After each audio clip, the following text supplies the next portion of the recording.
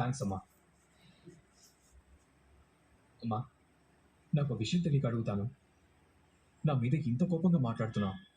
నా కాలర్ పట్టుకుంటే నీకెందుకమ్మా అంత కోపం వచ్చింది? నువ్వు నా కొడుకువిరా. నిన్ను కొట్టినా నీకు పెట్టినా నేనేరా. అమ్మనే పెట్టాలి, అమ్మనే కొట్టాలి. వాడెవడు నీ కాలర్ పట్టుకోవడానికి? వాడు కాలర్ పట్టుకున్నాడు కాబట్టి కొట్టి వదిలేశాను. వాడు పొరపాటున నీ ఒంటి మీద చెయ్యేసుంటే వాణ్ణి ఏం చేసేదాన్నో నాకు తెలీదు. నువ్వు భార్య కోసం తల్లిని కాదనుకున్నావు, అంతేకాని నేను కొడుకుని కాదనుకోలేదు. లేదమ్మా, నువ్వు నన్ను కాదనుకోలేదు, నేను నిన్ను కాదనుకోలేదు. కానీ మన ఇద్దరం దూరంగా ఉండాల్సిన పరిస్థితులు వచ్చాయి. దానికి మనం ఏం చేయలేం. ఎందుకంటే ఇప్పుడు మనం నిందించుకోవడం మొదలు పెడితే ఇది ఇక్కడితో తేలేది కాదు. ఏం జరిగిందో ఎందుకు జరిగిందో మన ఇద్దరికీ తెలుసు. కానీ ఒక్క విషయం అమ్మా, నీ కొడుకు చేతకాని వాడు కాదు, చేతనైన వాడు. అలాగే ఉంటాడు, అలాగే నిలబడతాడు. చూశాను కదా, నువ్వు ఎప్పుడైతే ఒక క్యాబ్ డ్రైవర్గా గుర్తింపు సంపాదించుకున్నావో ప్రతి ఒక్కడికి లోపు అయిపోయావు. నువ్వు నీ స్థాయి పడిపోయింది, నీ విలువ తగ్గిపోయింది. అంటే మన పక్కనున్న మనుషుల్ని బట్టి మన స్థాయి పెరుగుతూ ఉంటుంది. నువ్వు ఎలాంటి వాళ్ళ పక్కనున్నావో అలాంటి స్థాయే నీకుంది. అర్థం చేసుకోరా. ఇప్పటికైనా మించిపోయింది లేదు. ఇంటికి వచ్చేయి. వచ్చే కాదమ్మా, రండి అను. లేదు, ఆ మాట నా నోటి నుంచి ఎప్పటికీ రాదు. అమ్మా, క్లీన్ చేస్తున్నాను, అలా పక్క నుంచి రండమ్మా. ఏమన్నా బుద్ధుందా నీకు? నువ్వు క్లీన్ చేస్తున్నావని నన్ను పక్క నుంచి వెళ్ళమంటావా? పో లోపలికి. సారీ అమ్మా. ఏంటి సునంద, ఏమైంది? పని మనిషి నీ గురించే కదా చెప్పింది. నువ్వెందుకు తన మీద అంత కోప్పడతావు? నువ్వు నిజంగా స్పీడ్గా వచ్చుంటే కనుక పొరపాటుగా ఆ తడి ఫ్లోర్ మీద స్లిప్ అయి పడిపోతే నీకే కదా నష్టం. చచ్చిపోతానా? జరిగేవన్నీ చూడటం కంటే చచ్చిపోవడమే నయం అనిపిస్తుంది. ఏమైంది సునంద? కొన్ని సంవత్సరాల క్రితం ఒక హాస్పిటల్లో నాకు డెలివరీ జరిగింది. అప్పుడు మీరు వచ్చి అడుగుతున్నారు అక్కడ అబ్బాయా అమ్మాయా అని. కానీ నాకు మాత్రం అమ్మాయి అబ్బాయి కంటే కూడా ఆ బిడ్డ క్షేమంగా ఉన్నాడా లేదా అని అడగాలనిపించింది. అక్కడ నర్స్ చెప్పింది పుట్టింది అబ్బాయి అని. కానీ అప్పటికి నేను అబ్బాయి పుట్టాడని ఆనందపడలేదు. వాడు క్షేమంగానే ఉన్నాడా అన్న మాట కోసం ఎదురు చూస్తున్నాను. అప్పుడు తర్వాత బిడ్డ క్షేమమేనా అని మీరు అడిగిన ప్రశ్నకి ఆ నర్స్ చెప్పింది బిడ్డ క్షేమంగానే ఉన్నాడు అని. అప్పుడు నేను ప్రశాంతంగా ఉన్నాను. అంటే నాకు ఏ బిడ్డ పుడతాడో అనే దానికన్నా పుట్టే బిడ్డ క్షేమంగా ఉండాలి అని ఎక్కువ ఆలోచించేదాన్ని. అంటే వాడు పుట్టినప్పటి నుంచి కూడా వాడు క్షేమంగా ఉండాలి, వాడు బాగుండాలి, వాడు సంతోషంగా ఉండాలి, వాడిని జాగ్రత్తగా చూసుకోవాలి. ఎంతసేపు నా ఆలోచన పిల్లల విషయంలో ఇదే ఉండేది. నేను ఇంత గారాబంగా ఇంత ప్రేమగా పదిలంగా పెంచుకున్న నా కొడుకు పరిస్థితి ఈరోజు ఎలా అయిపోయిందంటే వాడు ఒక పనికిరాని వస్తువు అయిపోయాడు, ఒక విలువ లేని మనిషి అయిపోయాడు. ఏమైంది మమ్మీ? మొన్న రోడ్డు మీద జరిగినట్టు మళ్ళీ అన్నయ్య ఎక్కడైనా భోంచేశాడా? ఈసారి భోజనం చేయడం కాదు, వాడి కారుకి ఎవరో అడ్డొచ్చాడని అవతలి వాడు యాటిట్యూడ్ చూపించాడు. వీడిని కారు డ్రైవర్గా ట్రీట్ చేసి తిడుతుంటే నా వల్ల కాలేదు. నేను వెళ్ళి కొట్టాను. నువ్వెందుకు కొట్టావు? ఏం చేయమంటారు? నా కొడుకుని నా కళ్ళ ముందే తిడుతుంటే, వాడిని ఆఫ్టర్ ఆల్ ఒక డ్రైవర్గా ట్రీట్ చేస్తుంటే నేను తట్టుకోలేకపోయాను. ఎలా ఉంటుంది నాకు? నా వల్ల అవుతుందా? నేనంత తేలిగ్గా తీసుకోగలుగుతానా? నా వల్ల కాలేదండి. కానీ ఒక్కటి మాత్రం గుర్తుపెట్టుకోండి, ఆనంది జీవితంలో చాలా పెద్ద తప్పు చేసింది. ఏంటి డాడ్, చూస్తుంటే ఈ విషయం ఇక్కడితో ఆగేలా లేదు. అది కాదురా, ఒక గెలుపు కోసం ఆరాటపడే కొడుకు, తన పంతం నిలబడాలనుకునే ఒక తల్లి, తన భర్త ఎలాగైనా గెలవాలనుకునే ఒక భార్య, ఇలాంటి ముగ్గురు మంచి మనుషుల మధ్య యుద్ధం జరుగుతోంది. అందరికీ ఆత్మాభిమానాలున్నాయి, అందరికీ గౌరవాలున్నాయి. అవి ఎక్కడ పోగొట్టుకుంటామనే బాధతోనే ఉన్నారు అందరూ. కాబట్టి నువ్వేం ఆలోచించాల్సిన అవసరం లేదు. వాళ్ళిద్దరూ కలిసి ఉన్నారు కదా, అది చాలు మనకి. ఎందుకు కొట్టావు? ఏయ్, నోట్లో నుంచి ఇంకొక మాట మాట్లాడావంటే ఇంకో చెంప కూడా పగులుతుంది. అత్తయ్య గారికి ఆదిత్య గారంటే ఎంత ప్రేమో మరోసారి సమజైంది. హ? మీరా? భయపడ్డావా? లేదు లేదు నువ్వు భయపడ్డావు, నాకు తెలుసు. లేదండి. లేదు లేదు, భయపడ్డావు. అవును, ఏంటి అంత దీర్ఘంగా ఆలోచిస్తున్నావు? ఏం లేదండి. ఏయ్, నిజం చెప్పు. నువ్వేదో దీర్ఘంగా ఆలోచిస్తున్నావు, అందుకే సడన్గా ఉలిక్కి పడ్డావు నువ్వు. చెప్పు, ఏం ఆలోచిస్తున్నావు? ఏం లేదండి. రోడ్డు మీద జరిగిన దాని గురించి ఆలోచిస్తున్నావు కదా? లేదండి. లేదన్నది, నువ్వు అదే ఆలోచిస్తున్నావు, నాకు తెలుసు, అర్థమవుతుంది. సరే సరే, నువ్వు అక్కడ కూర్చో, చెప్తాను. ఏమైంది? కూర్చో, చెప్తాను, కూర్చో. ఇప్పుడు చెప్పండి. ఏందిది? గోరింటాకు. అరే, గీ రుబ్బిన గోరింటాకు మీకేడిది? ఎక్కడ తెస్తే నీకెందుకు ఆనంది? నాకు నీ చేతులు అందంగా కనిపించాలి అనుకున్నాను. నీ చేత నేను గోరింటాకు పెట్టించుకోవాలి అనుకున్నాను. లేదా నా చేత నీకు గోరింటాకు పెట్టాలి అనుకున్నాను. అప్పుడు ఎక్కడిదైతే ఏముంటుంది? నాకు నీ ఆనందం కావాలి.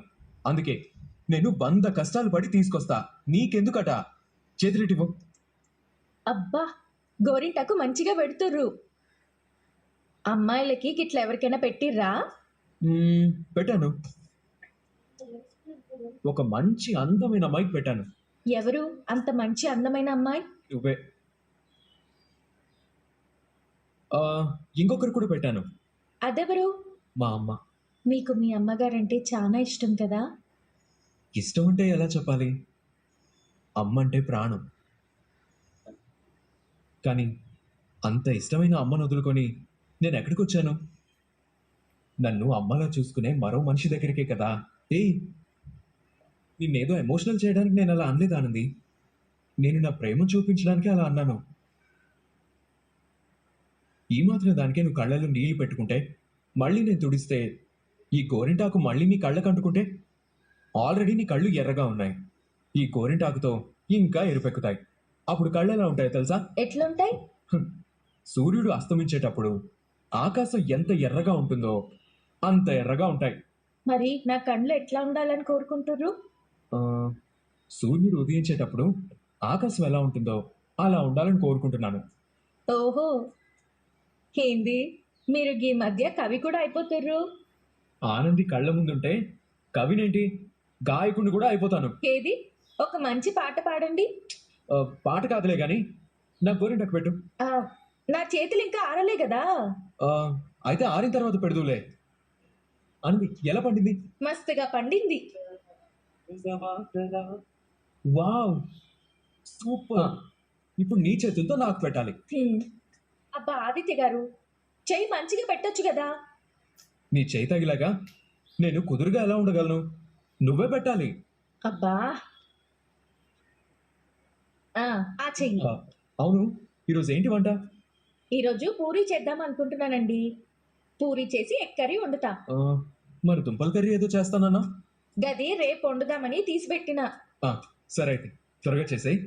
మీరు వెళ్ళి అట్లా కూర్చోండి, 2 minutes లో చేసిస్తా. ఓకే. చూసావా ఆనంది, ఎంత ఆనందంగా ఉందో? నువ్వు తినిపించడం, నేను తినడం. ఇంక చాలా ఆనంది. ఆహా, కొంచెం తినాలి మీరు. వద్దు, నాకు సరిపోయింది, చాలు. లేదు, ఇంకొంచెం తినాలి. ఇదొక్కటి ప్లీజ్ ప్లీజ్ ప్లీజ్. ఆనండి. నానా, నానా రండి. ఎప్పుడొచ్చావు నానా? వచ్చి 10 నిమిషాలు అవుతుందిరా. మీ ఇద్దరిని ఇలా చూస్తుంటే నా దిష్టే తగిలేలా ఉంది. మీ అమ్మ చిన్నప్పుడు నీకు గోరుముద్దలు తినిపించడం చూశాను, ఇప్పుడు ఆనంది తినిపించడం చూశాను. నేను అనుకున్న దానికంటే మీరు ఆనందంగా ఉన్నారా? ఇది చాలు నాకు. ఏం లేదు నానా, నేను ఆనంది చేతికి ముందు గోరింటాకు పెట్టాను. అది ఆరిపోయిన తర్వాత ఆనంది నా గోరింటాకు పెట్టింది. నా చేతులేమో పచ్చిగా ఉన్నాయి, ఆనంది చేతులేమో కడిగేసుకుంది. అందుకే నాకు తినిపిస్తుంది. అదృష్టవంతుడివిరా నువ్వు. భర్తని బిడ్డలా చూసుకునే భార్యలు ఎంతమంది దొరుకుతారు చెప్పు? నాకు దొరికింది నాన్న. అందుకేరా నువ్వు అదృష్టవంతుడు అంటున్నాను. ఆనంది తప్పు చేసిందని నమ్మినప్పుడు, తను ఇంట్లోంచి వెళ్ళిపోతుంటే నువ్వు మౌనంగా నిలబడుతున్నప్పుడు నేను చాలా బాధపడ్డానురా. కానీ ఈరోజు నువ్వు ఆనందిని నమ్మిన దానికోసం నిలబడి అంత ప్రేమించిన తల్లిని కూడా వదిలేసి వెళ్ళిపోయినప్పుడు నిజంగా నా కొడుకు తను నమ్మిన ధర్మం కోసం ఏదైనా చేస్తాడనిపించింది. నువ్వు తల్లిని వదిలేసి వచ్చినందుకు బాధ లేదురా, ఆనందంగానే ఉంది. ఏంటి ఆనందం అంటే, పెళ్ళైన తర్వాత ప్రతి మగాడు తన భార్యతోనే ఉండాలి. ఎలా అయితే ఒక అబ్బాయికి అమ్మా నాన్న ఉంటారో అమ్మాయికి కూడా అమ్మా నాన్న ఉంటారు. ఈరోజు ఒక పంతం కారణంగానో ఒక మాట కారణంగానో మీ అమ్మని వదిలేసి నువ్వు రావచ్చేమో కానీ నీ భార్య వాళ్ళ అమ్మా నాన్నల్ని వదిలి ఏనాడో నీ దగ్గరకు వచ్చేసింది.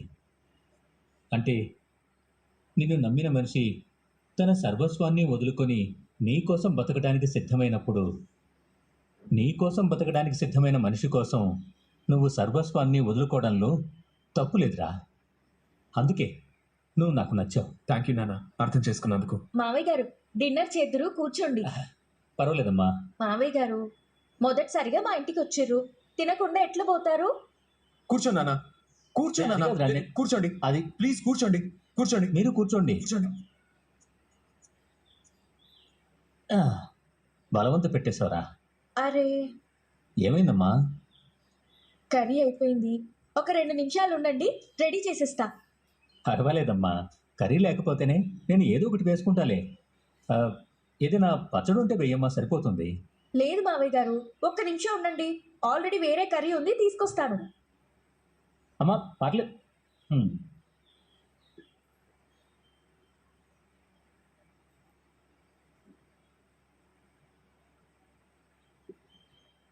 ఏంటమ్మా అది? బెల్లం గుమ్మడికాయ మావయ్య గారు. ఆ? బెల్లం గుమ్మడికాయ? అవును మావయ్య గారు. అదేంటమ్మా, పూరీకి బెల్లం గుమ్మడికాయ ఏంటి? పూరీ కంటే ఆలు కర్రీ ఉంటుంది, లేదంటే చోలే మసాలా కర్రీ ఉంటుంది. అది కాకపోతే శనగపిండి కర్రీ చేస్తారు, లేదంటే ఇంకేదైనా మామూలుగా చేయొచ్చు కదా. కానీ ఈ బెల్లం గుమ్మడికాయ ఏంటమ్మా? గిదే స్పెషల్ మావయ్య గారు, జనరల్గా ఇది చపాతీలతో తింటారు. అయితే చపాతీలో తినేది మరి పూరీలో ఎందుకు వండావమ్మా? చపాతీకి పూరికి ఒకటే పిండి కదా మావయ్య గారు. ఆ, హ, అది అవును కదా. చూసావరా, మనం ఎంతసేపు బిజినెస్సే తప్ప అసలు ఇలాంటి విషయాల్లో మనం పూర్రా. సో మనం పోవడంతో పోటీ పడద్దు. కానీ వినడానికే కొత్తగా ఉందమ్మా.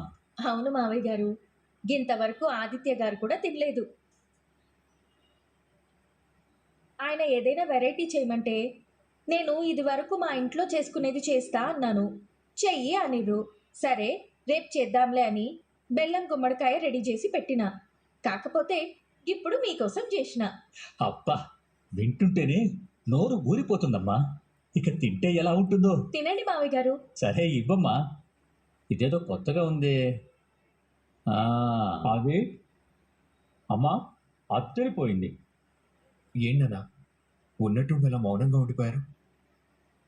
ఏం లేదురా, ఎప్పుడో నిన్ను ఎత్తుకొని తినిపించడం చూశాను, లేదంటే నిన్ను సోఫాలో కూర్చోబెట్టుకొని తినిపించడం చూశాను, లేదంటే డైనింగ్ టేబుల్ మీద కూర్చొని తినడం చూశాను. కానీ ఎప్పుడు ఇలా కింద కూర్చొని తినడం చూడలేదురా. అందుకే ఏం మాట్లాడలేకపోయాను. ఏంటన్నా అందుకు బాధపడుతున్నావా? ఒక తండ్రి కొడుకు ఎప్పుడూ గొప్పగా ఉండాలని కోరుకుంటాడురా. తను ఏదైతే స్థానంలో ఉన్నాడో తనకంటే గొప్ప స్థానంలో ఉండాలనే కోరుకుంటాడు. ఈరోజు నువ్వు ఇంటర్వ్యూకి వెళ్ళాలి కదా? అవునండి, 1 కాదు 2 ఇంటర్వ్యూస్ ఉన్నాయి, అవన్నీ అటెండ్ అవ్వాలి. సరే అయితే నువ్వు పని చేయి, నేను ఈ శారీ ఇస్త్రీ చేస్తాను, ఈ లోపు నువ్వు వెళ్ళి రెడీ అవ్వు. లేదు, ముందు మీ షర్ట్ ఐరన్ చేస్తాను. ఏయ్, ఎప్పుడు నువ్వేనా? నేను ఏ పని చేయకూడదా? అరే, మీరు డ్యూటీకి పోవాలి కదా. నువ్వు కూడా ఇంటర్వ్యూకి వెళ్తున్నావు కదా? లేదు, మీకు ఇస్త్రీ చేయడం రాదు కదా. నేర్చుకుంటాను. అవునా? ఇప్పుడు ఏమైంది ఆనంది? హలో